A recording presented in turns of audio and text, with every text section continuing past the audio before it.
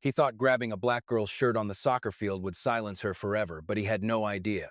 The woman answering her phone call was the one who controlled the entire school's security system. In a place where wealthy families believed money could erase camera footage, buy fake reports, and protect spoiled athletes, Zuri refused to bow her head. What started as a racist act of intimidation quickly unraveled into a conspiracy involving hidden evidence, corrupt officials, fake security badges, and a cover-up far bigger than anyone imagined. Stay until the very end. You won't believe who really falls first. And before we begin, tell us in the comments, where are you watching this video from?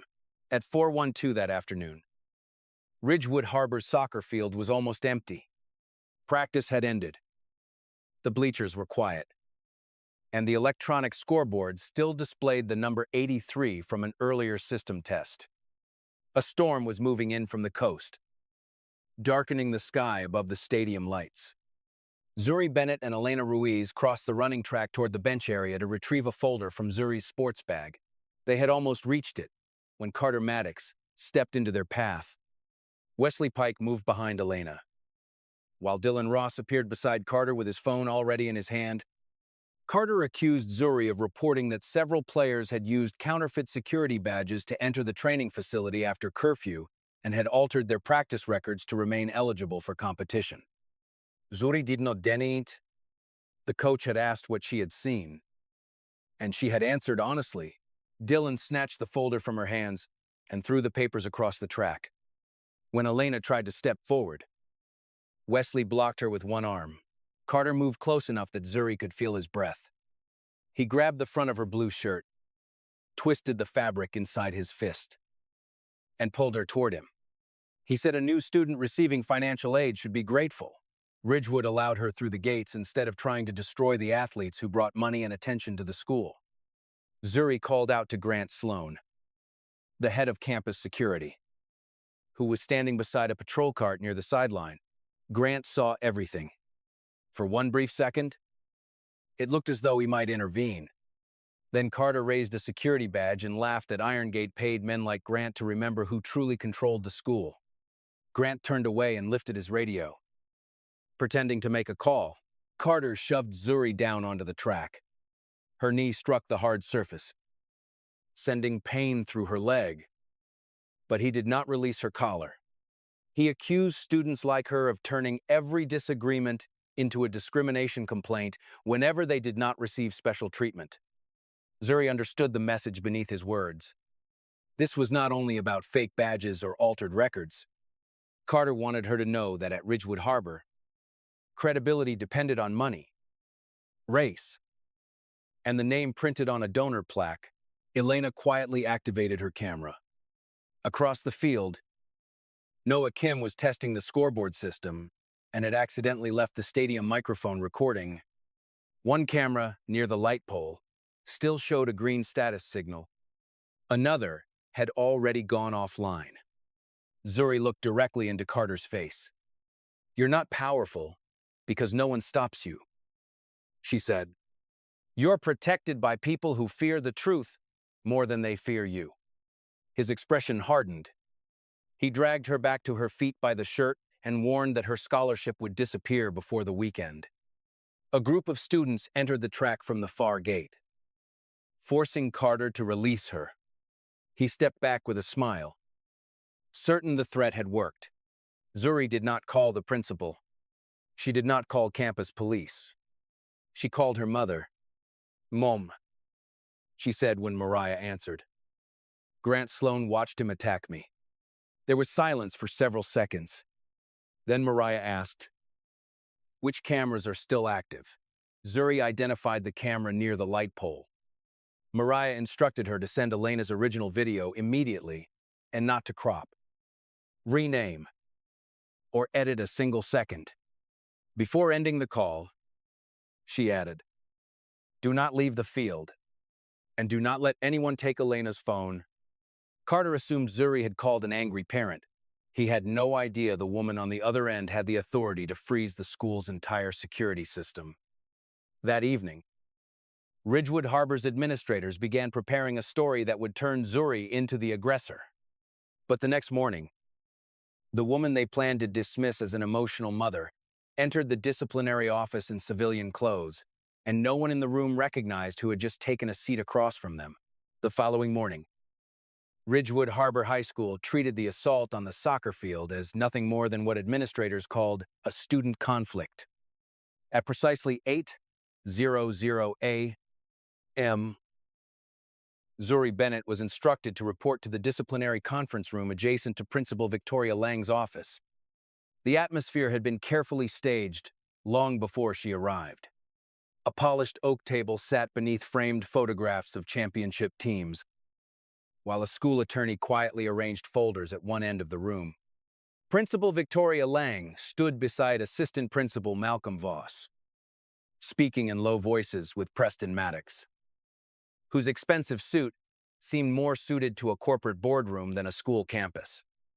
Carter Maddox sat confidently in his chair without a single visible sign of concern. Grant Sloan remained near the door, avoiding eye contact with everyone. Elena Ruiz attempted to enter beside Zuri, but the attorney informed her that only individuals directly involved in the disciplinary matter could remain inside. Mariah Bennett walked in quietly behind her daughter, wearing simple civilian clothing without any badge or uniform. To Victoria and Preston, she appeared to be nothing more than another worried parent. Without wasting time, Malcolm slid a typed statement across the table toward Zuri. The document declared that she had provoked Carter, attempted to seize his security badge, shoved him first, and spread false accusations intended to damage the reputation of Ridgewood Harbor's athletic program. According to the statement, both students had simply become involved in a mutual confrontation, and if Zuri signed the document immediately, each student would receive only a written warning. Malcolm described it as the quickest path toward moving forward together. Zuri barely glanced at the paper before sliding it back across the table. "None of this happened," she said calmly. "I'm not signing something that's false." Preston leaned forward before Malcolm could respond. His voice remained smooth and controlled, but every sentence carried an unmistakable threat. He warned that accusing Carter of assault could permanently damage the school's reputation and expose Zuri's family to expensive defamation lawsuits. He reminded her that scholarship committees disliked controversy and suggested colleges might reconsider supporting students who created unnecessary conflict. Carter then opened his phone and displayed a short video. It began only after Zuri had grabbed his wrist to force his hand away from her shirt, making it appear as though she had attacked him without provocation. Grant supported Carter's version of events by claiming he had witnessed only a disagreement between two students. When Elena insisted she possessed another recording showing the entire encounter, Victoria immediately interrupted, declaring that Elena was not a subject of the disciplinary investigation and ordering her to leave the room. The school attorney quietly closed the conference room door behind her. Throughout the meeting, Mariah remained silent. She neither defended her daughter emotionally nor reacted to Preston's threats. Instead, she opened a notebook and began asking questions in an almost conversational tone. "Who secured the camera footage after yesterday's incident?" she asked. No one answered immediately. She continued, "Who authorized a student to possess an active security badge? At what exact time was this disciplinary statement created? Why did the school announce that a camera had malfunctioned before any technician had inspected it?" Malcolm's confidence began to crack. He answered vaguely, insisting the report had been prepared.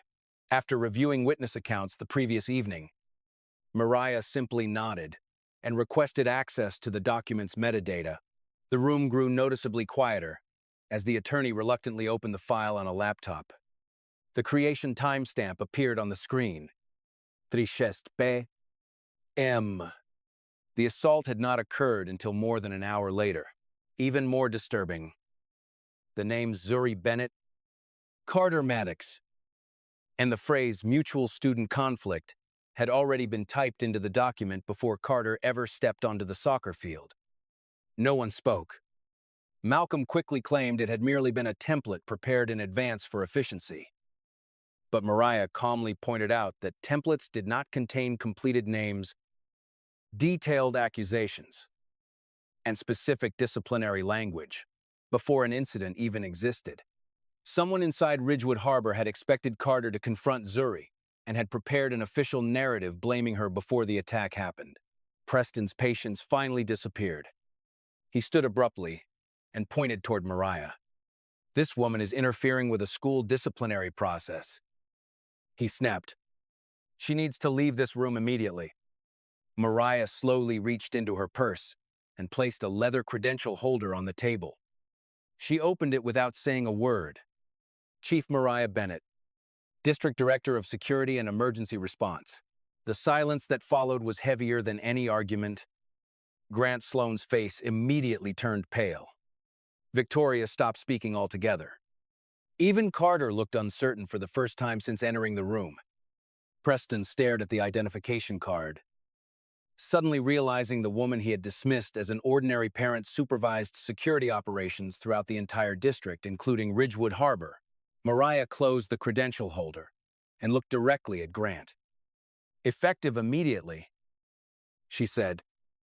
"Your system access is suspended, pending investigation. All Ridgewood Harbor surveillance data is now under evidence preservation orders. Iron Gate personnel are prohibited from accessing any district servers until an independent review is completed." Minutes later, district technicians remotely accessed the campus surveillance system. One alert immediately appeared on the monitor: Camera 4 device, failure 358P. The timestamp froze everyone in the room.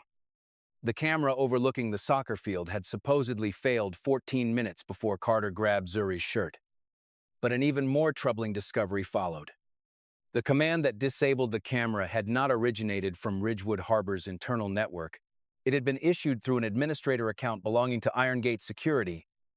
A bully might lose control in a moment of anger. But a security company disables cameras before violence occurs only when someone has already told them exactly what is about to happen. Mariah Bennett formally removed herself from the investigation the moment it became clear that the attack on Zuri involved more than one student and one compromised security officer.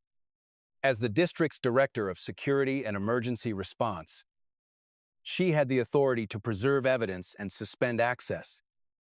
But because Zuri was her daughter, remaining in direct control would give Preston Maddox exactly the argument he wanted.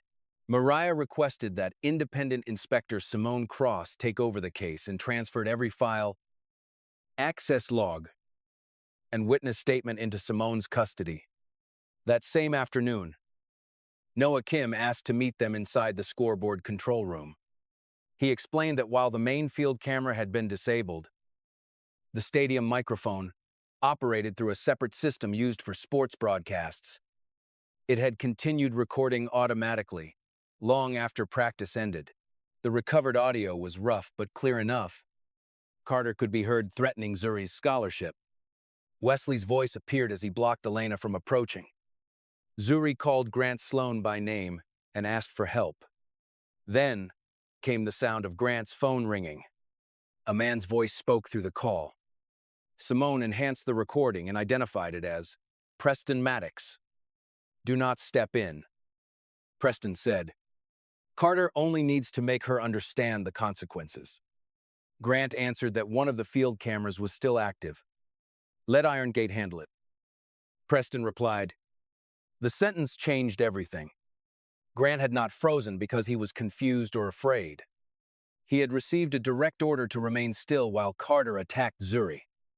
Iron Gate had not simply covered up the assault afterward. It had managed the scene while it was happening. At home that evening, Zuri's anger turned toward her mother. Mariah had personally recommended Grant for promotion 2 years earlier. Zuri asked how someone trusted to protect students could stand nearby and watch her get dragged across the track. Mariah did not defend her decision. She admitted that she had judged Grant through evaluations, training results, and the respectful way he behaved around senior officials. She had failed to see who he became when he believed no one with authority was watching. Isaiah reminded Zuri that trusting a system did not make her responsible for the people who corrupted it. The blame belonged to Grant, Preston, and everyone who had chosen silence for them. Simone then uncovered a deeper violation. The security contract stated that only the district could disable or delete camera footage. Yet Irongate had secretly maintained an administrative account called Emergency Vendor Override. The account allowed company personnel to shut down cameras without district approval. It had been used not once, but repeatedly across several incidents. That night, someone attempted to enter the district data center and erase the stadium audio. Noah managed to preserve part of the recording before the deletion command spread through the archive. The access log named the user responsible Mariah Bennett. By morning, Preston had already leaked the information to reporters. He accused Mariah of manipulating evidence and abusing her position to protect her daughter. The story moved faster than the forensic review. Simone traced the login location. The deletion had not come from Mariah's phone, office, or home computer. It had come from the workstation inside Grant Sloan's office. But when district personnel arrived to question him, Grant was gone.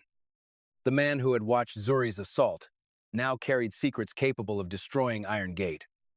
And before disappearing, he had left behind a digital trail designed to turn Zuri's mother into the primary suspect. Preston Maddox launched his public counterattack before Simone Cross had finished tracing the stolen login credentials. Outside Ridgewood Harbor, he stood before a wall of cameras and released an edited clip from the disciplinary meeting. The footage removed Mariah Bennett's questions about the pre-written confession.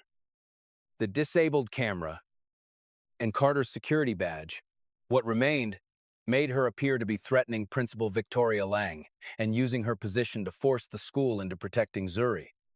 Preston called it proof of a coordinated campaign of retaliation. Within hours, Deputy Superintendent Roland Kessler announced that Mariah had been suspended pending an internal investigation.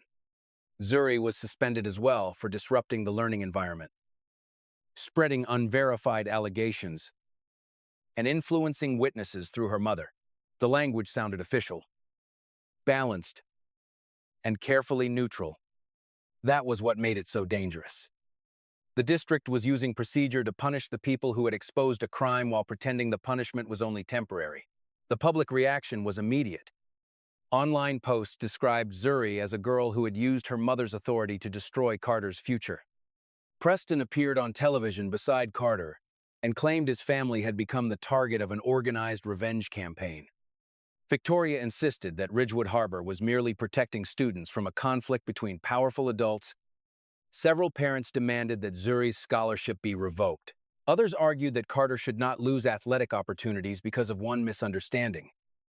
Zuri watched strangers reduce the attack to a debate about her attitude and felt the weight of the phone call she had made from the soccer field. She told Mariah that one request for help had now placed her mother's entire career at risk. Mariah answered without hesitation, "A position is not worth keeping, if protecting it requires me to pretend I did not see what they did to you." Isaiah supported her, but he also warned that she could not turn Zuri's pain into a personal battle to restore her own honor. Simone had to remain in control of the investigation. Even if the truth took longer than anger wanted, that truth began to emerge. When Simone's forensic team examined the false login, Mariah's account had been accessed through a device designed to duplicate authentication codes. The device had connected from Grant Sloan's office several times before the deletion attempt. Someone had stolen Mariah's credentials in advance and waited for the right moment to use them. Before Simone could issue a public correction, Elena received a scheduled message from Grant. "I did not delete the camera footage. Find locker 83 beneath the east bleachers. Do not trust the man who signed her mother's suspension." Simone took Zuri and Elena to the old storage corridor beneath the stadium. Locker 83 had rusted hinges and no nameplate. Inside, they found a small hard drive, dozens of counterfeit security badges, surveillance photographs of the Bennett family, and a list of 14 students marked high liability. There was also a draft suspension order for Zuri created before Carter ever touched her. Her name was the final entry on the list. The 13 students before her had all transferred, lost scholarships, or been disciplined after reporting athletes and children of major donors. The files did not describe them as victims, they described them as problems to be neutralized. Simone opened the last document. Its title read, Bennett Containment Sequence. Step 1. Create conflict on the field. Step 2. Disable camera coverage. Step 3. Force. A mutual conflict agreement. Step 4. Portray Mariah Bennett as abusing her authority if the family resists. Carter's assault had not been an impulsive act of anger. It was the opening move in a written plan designed to remove Zuri's scholarship and strip her mother of the power to investigate what happened next. The hard drive recovered from Locker 83 contained files on 14 students who had reported violence, athletic fraud, or misconduct involving protected athletes and donor families. The names changed, but the pattern never did. A camera failed at the exact moment an assault occurred. A mediation statement was prepared before witnesses were interviewed. Medical records were rewritten. The victim was labeled disruptive, unstable, or dishonest. Then a scholarship, a parent's job, or a college recommendation was placed on the table until the family agreed to disappear quietly. Zuri read through the files inside Ridgewood Harbor's medical office, while Inspector Simone Cross cataloged each document. The more she read, the clearer it became that the school had not repeatedly made the same mistake. It had perfected the same method. Nurse Camille Porter finally admitted that Principal Victoria Lang had pressured her to alter several injury reports. Bruises caused by assault became sports accidents. Concussion symptoms became dehydration. Marks around a student's neck were described as irritation from a uniform collar. Camille had secretly preserved copies of the original records because she knew the official files were false. One belonged to Imani Wells, a former Ridgewood student who had transferred 2 years earlier. When Simone located Imani, she agreed to speak at her family's home. She explained that she had once seen Carter Maddox and Wesley Pike beating a younger student inside the locker room. After she reported it, Carter grabbed her by the shirt and slammed her into a metal locker. Ridgewood recorded the injury as an accidental fall while changing clothes. Her father worked for a subcontractor dependent on Irongate.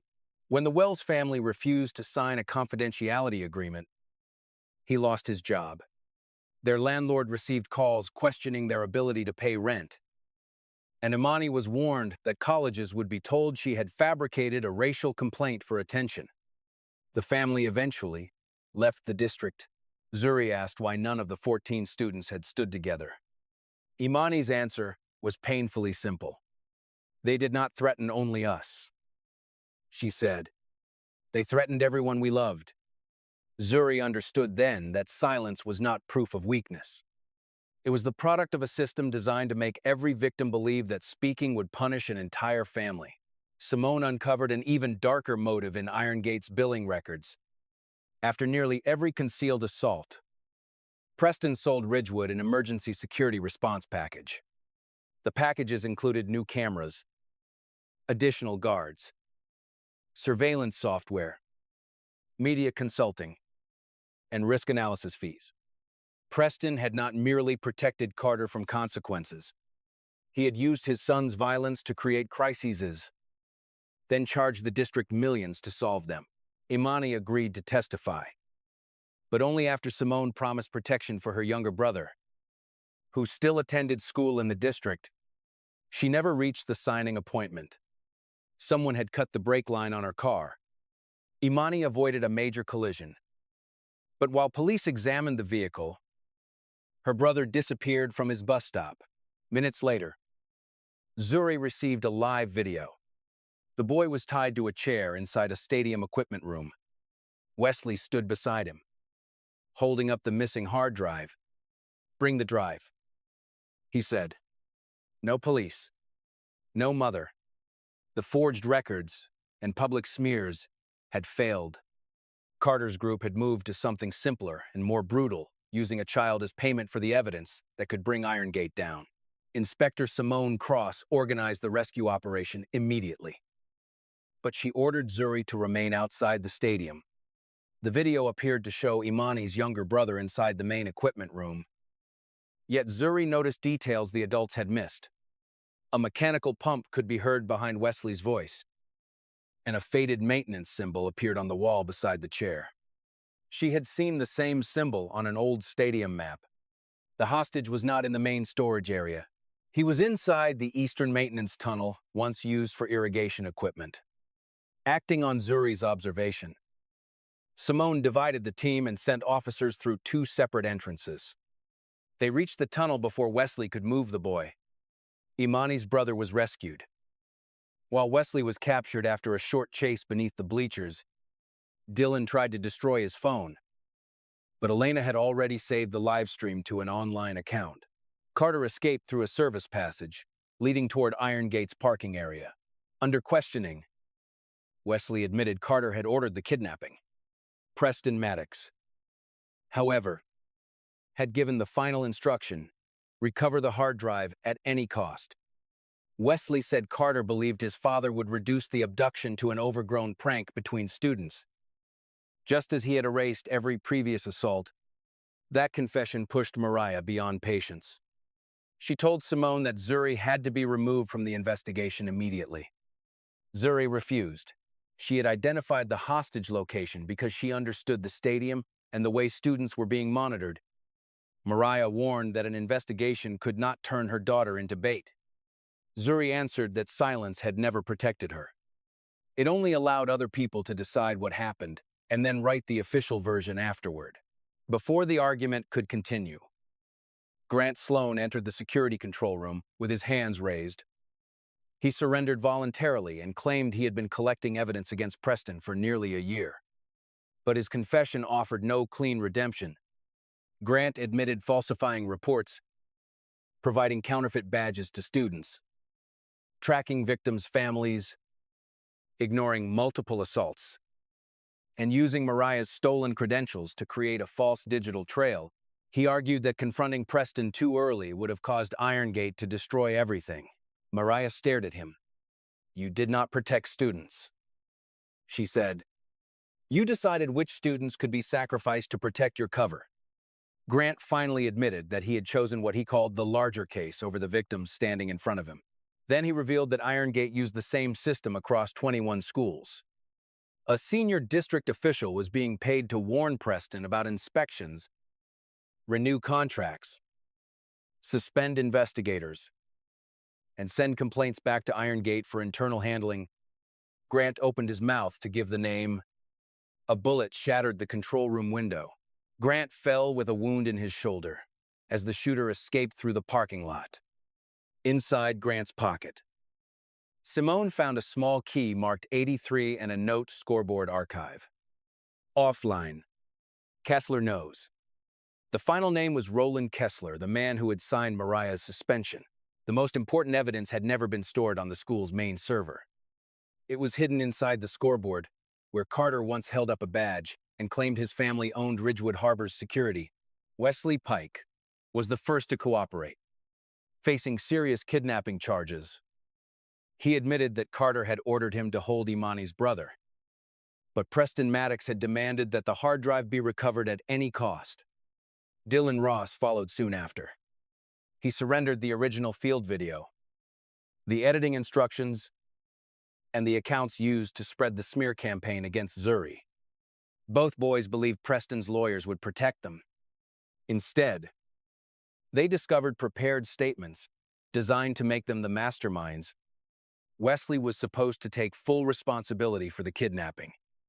Dylan was supposed to claim he had edited the video without anyone's knowledge. Carter then found the file prepared for him, a portrait of an unstable, violent teenager who had acted alone. The three boys who once relied on each other were now racing to betray one another before Preston could sacrifice them all. At the Maddox estate, Carter confronted his father. Preston did not deny using every scandal to strengthen Irongate's contracts. Each assault created fear. Each hidden complaint became proof that the school needed more guards, more cameras, and more expensive surveillance.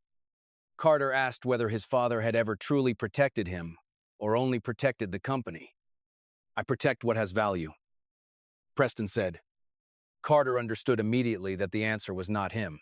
During a supervised confrontation, Carter apologized to Zuri and blamed the man who had raised him to believe consequences could always be erased.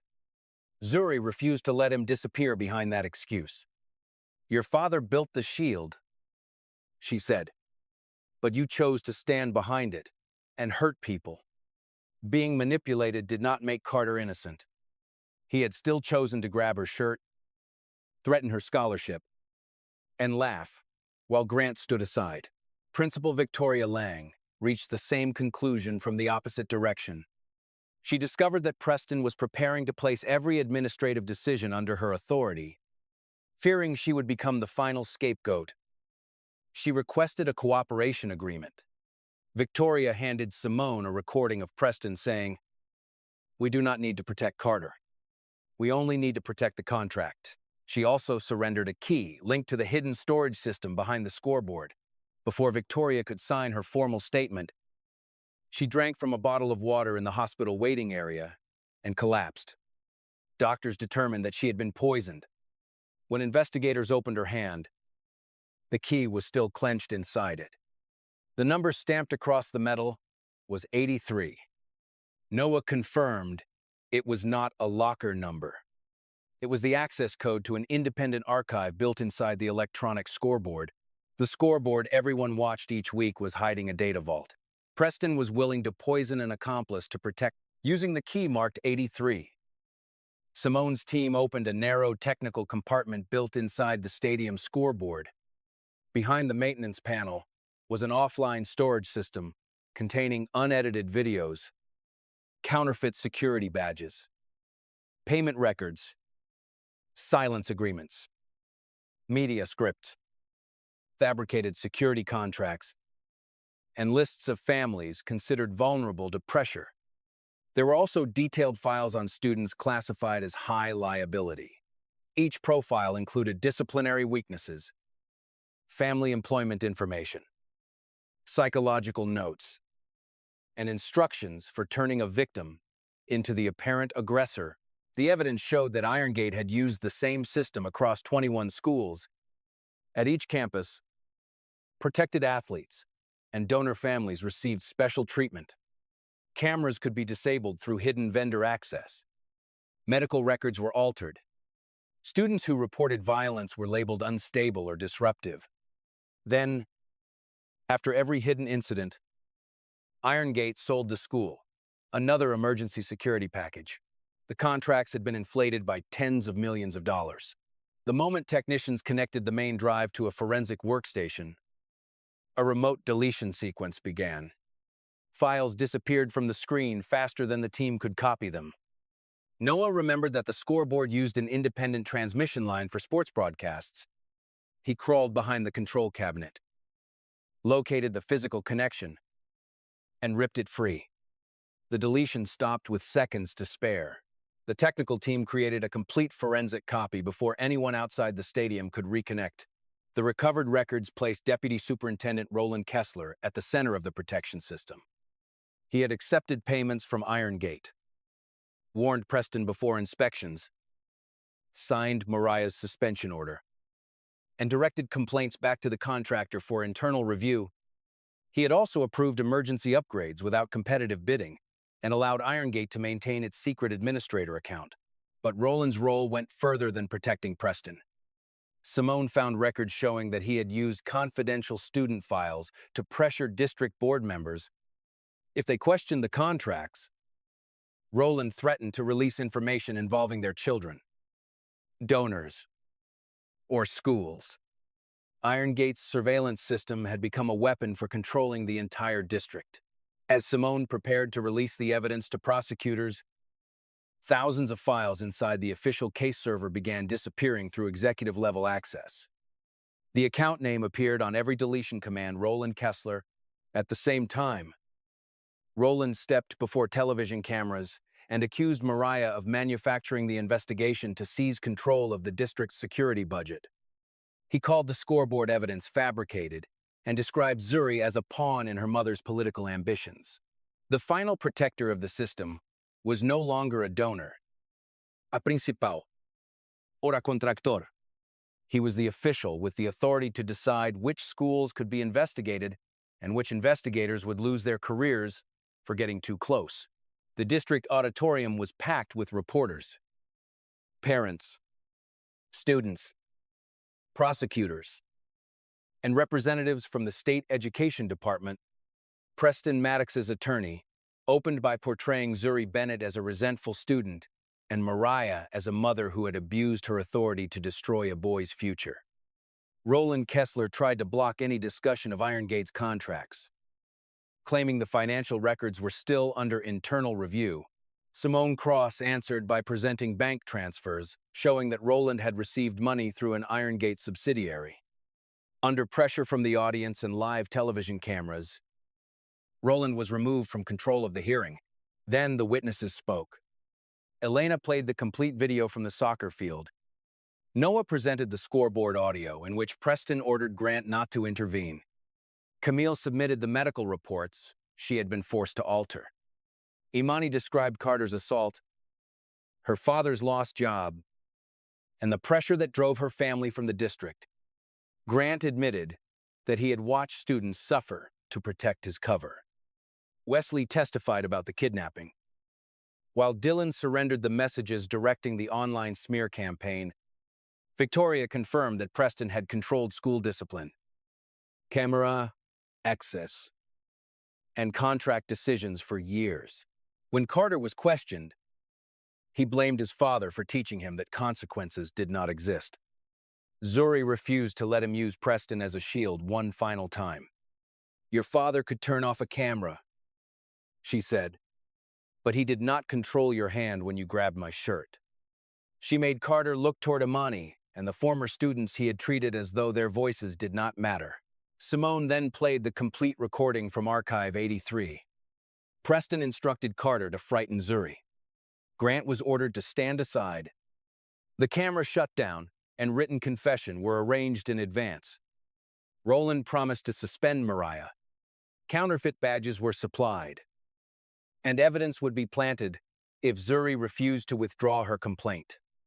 The recording also connected Preston to the kidnapping of Imani's brother, Victoria's poisoning, and the shooting that wounded Grant. Investigators entered the auditorium before the recording ended. Preston was arrested for public contract fraud, bribery, obstruction, evidence, destruction, witness intimidation, kidnapping, conspiracy to cause bodily harm, and unlawful surveillance of students. Roland was arrested for corruption, abuse of office, and deleting evidence. Victoria was escorted away to complete her cooperation agreement. Grant remained under investigation for falsifying records and failing to protect students. Carter, Wesley, and Dylan faced separate charges for their own actions. As officers led Preston toward the exit, he looked back at Mariah. "You think Ridgewood Harbor is the only school?" Simone opened the final folder recovered from the archive. It contained the names of 21 schools and hundreds of students. One video showed a girl being forced into an Irongate vehicle before disappearing from the attendance system. Ridgewood Harbor was not the only school that turned victims into suspects to protect the wealthy. It was simply the first place where one student called the right person before all the evidence disappeared. In the months that followed, the case against Preston Maddox expanded far beyond Ridgewood Harbor.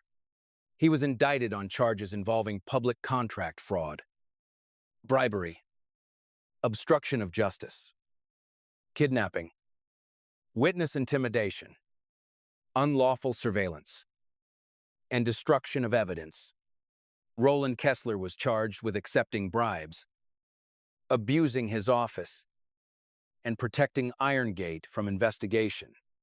Victoria Lang pleaded guilty to concealing violence and falsifying school records, then cooperated with prosecutors in exchange for a reduced sentence Grant Sloan was also held accountable for failing to intervene, rewriting reports, and helping monitor students, even though he later surrendered evidence. Irongate lost every contract it held across 21 schools. Carter was expelled, lost his athletic scholarship, and faced charges for assault, intimidation, and participation in the kidnapping conspiracy. In court, he admitted that he had believed the Maddox name, placed him above every rule. Zuri did not ask for cruelty. She asked that Carter listen to every victim, complete a supervised restorative accountability program, lose any benefit gained from falsified athletic records, and publicly accept his own role. Instead of blaming everything on his father, the 14 old cases were reopened. False transfer documents were canceled. Students who had lost scholarships or college opportunities because of fabricated reports were allowed to seek compensation and restore their records. Imani returned as a public witness, no longer carrying the shame the school had tried to place on her.